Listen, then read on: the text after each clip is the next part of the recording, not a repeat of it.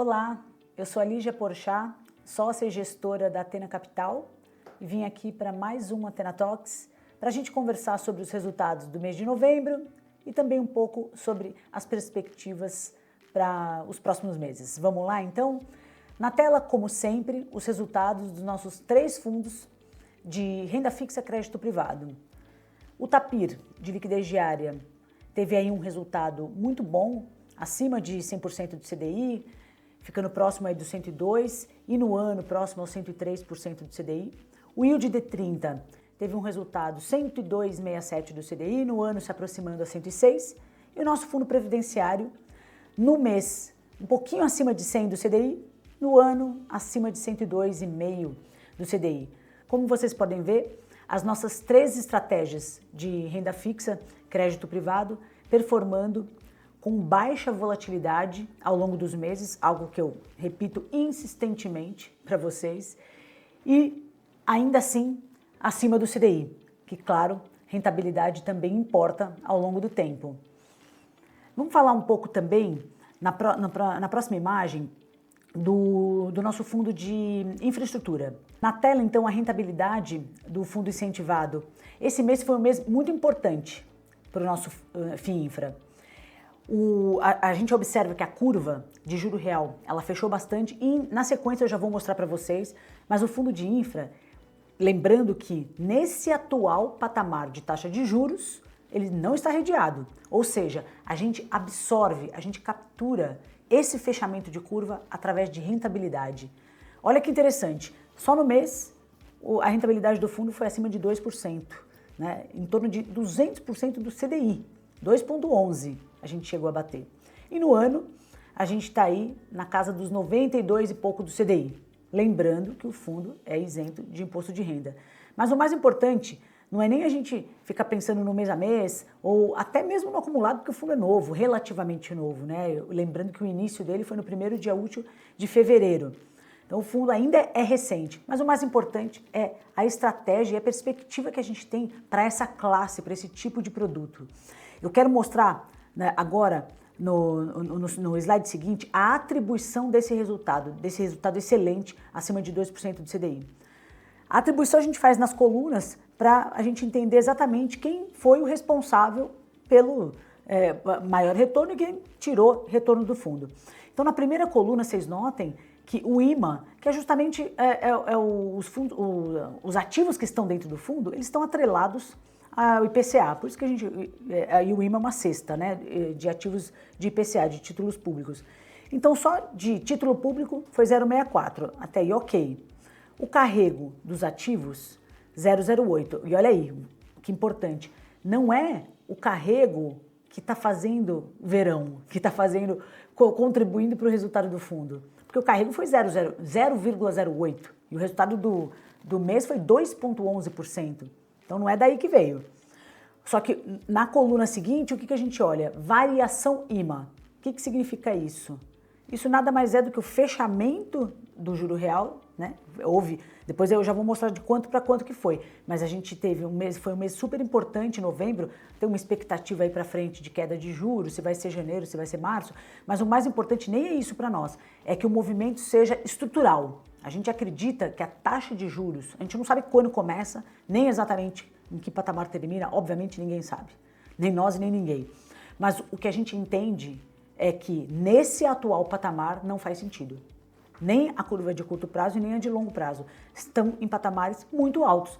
E aí muita gente até pergunta, qual classe de ativo que se dá bem nessa taxa de juros ou em outra taxa de juros? É muito importante a gente analisar que ativos que performam melhor para determinado patamar de juro.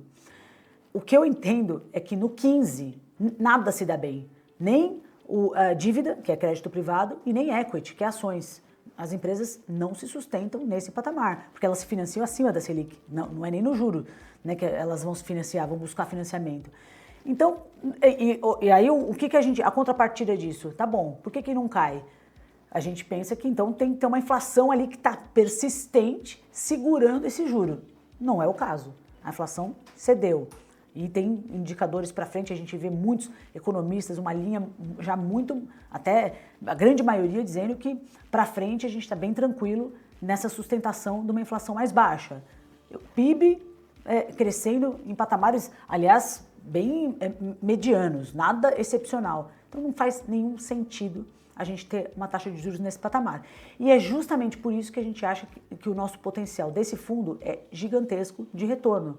Por quê? Porque como o fundo não está redeado, ele captura esse fechamento. Se houver de fato uma queda na Selic do juro real, esse fundo vai capturar.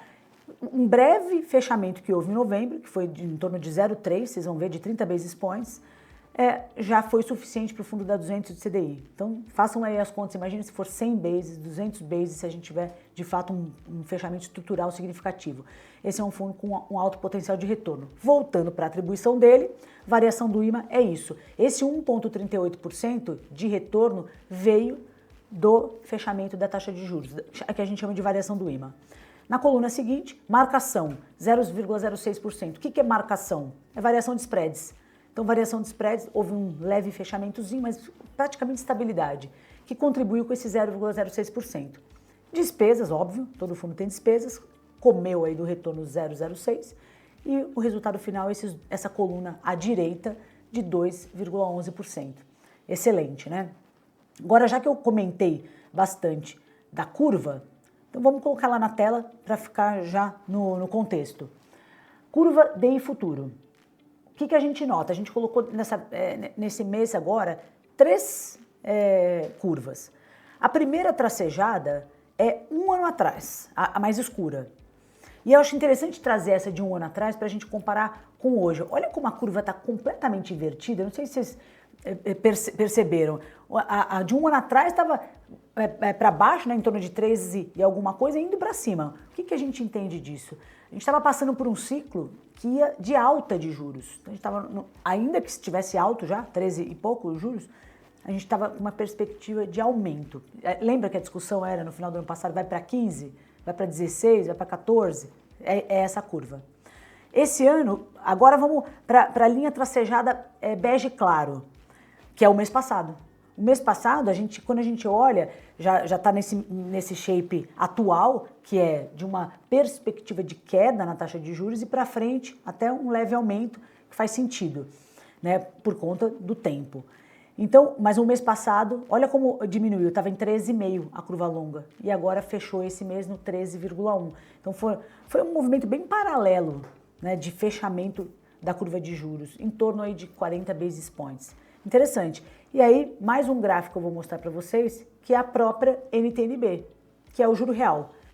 Então, na tela agora, da NTN-B, se a gente for olhar a de um ano atrás, que é a tracejada escura, o patamar era outro, né? Estava a curtíssima em torno de 7, juro real, e a longa 6,6. Aqui eu vou fazer um parênteses. Ainda que estivesse mais baixo o juro real do que estamos vendo agora, essa taxa de juro real ainda é absurdamente alta, uma das maiores do mundo, inclusive. Mas, voltando agora para o momento atual, olha que interessante, mês passado é a tracejada clara. A gente está vivendo, de curto prazo, um juro real de acima de 10%, o que é insano pensar, né? Quem queria prever que a gente ia para uma taxa de juro real de curto prazo acima de 10%? E agora vamos pensar na B30 para frente? Mês passado, a gente estava dizendo 7,6 até 7,2 e esse mês de 7,3 até 7. Então, quanto que esse fechamento foi? Aproximadamente 30 basis points, né? De 7,6 para 7,3 as mais curtas e a B50, B55 fechando aí 20 bases. Isso foi, obviamente, um movimento bem importante e eu acho que já reflete para o ano que vem que a turma está achando que de fato a Selic começa a cair talvez em janeiro ou março, né, um pouco mais cedo, talvez, e que o movimento de fato veio para ficar. Eu acho que essa também é a nossa expectativa. É claro que a gente aqui não é uma casa macro, a gente não faz apostas baseadas em indicadores macroeconômicos, taxa de juros, câmbio, inflação, para onde vai a bolsa, então a gente acha que vai, então por isso vamos tomar uma posição. Não, a gente é muito focado em olhar preço, olhar spread dos ativos, olhar a qualidade dos ativos, vai na empresa, entra no micro mesmo, até porque a gente tem que lembrar que a gente pode até ganhar dinheiro com movimentos de curva, que é um jeito, né, de se apropriar de retorno.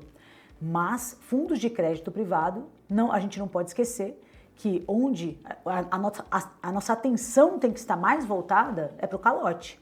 Né? Então é claro que a gente quer ganhar mais dinheiro se tudo der certo, se for melhor, né? Quanto mais melhor.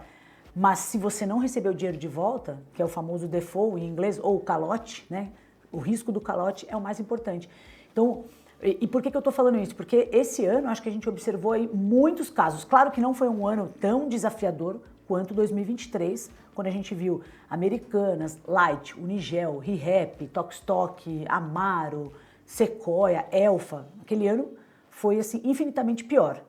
Mas esse ano a gente viu muitas empresas entrando em recuperação judicial e também sendo refletido o impacto em várias cotas de fundos na nossa indústria, porque tinham esses papéis.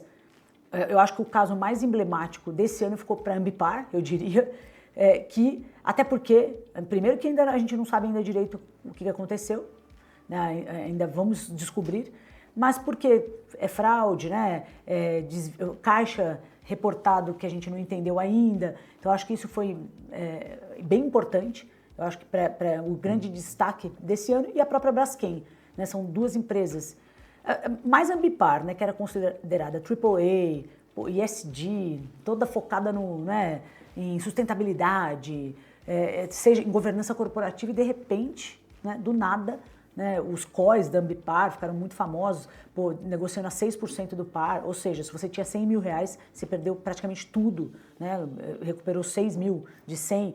Então é muito significativo, eu acho que o impacto na carteira das pessoas, né, dos portfólios dos investidores. Então acho que eu diria que a Ambipar foi o que chamou mais atenção, mas Braskem também, né, não deixou barato.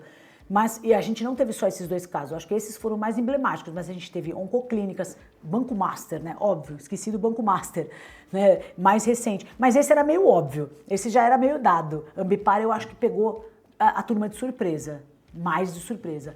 Mas Banco Master não, acho que já era meio que dado que ali tinha alguma coisa estranha, né?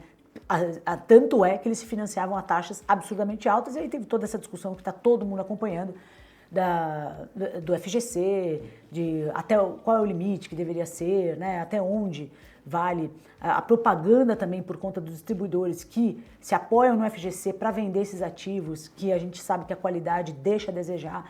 Enfim, mas vocês conhecem muito o nosso trabalho aqui na Athena. A gente é uma casa muito focada, não em retorno como primeira meta da vida, e sim a qualidade, não perder esse olhar, né, da qualidade, do retorno consistente, e que para isso qual que é a grande contrapartida? Para que a gente consiga dar retornos consistentes no tempo, a gente tem que abrir mão, por incrível que pareça, desses próprios retornos em vários momentos no curto prazo. Então, se vocês olham as nossas lâminas, vocês podem ver que no ano passado, dezembro, foi um ano super desafiador para nós. A gente também deu abaixo de 100% do CDI, ainda positivo, mas foi porque teve aquela mega abertura de spreads ano passado. Então a gente, de tempos em tempos, a gente também toma os nossos tropeços.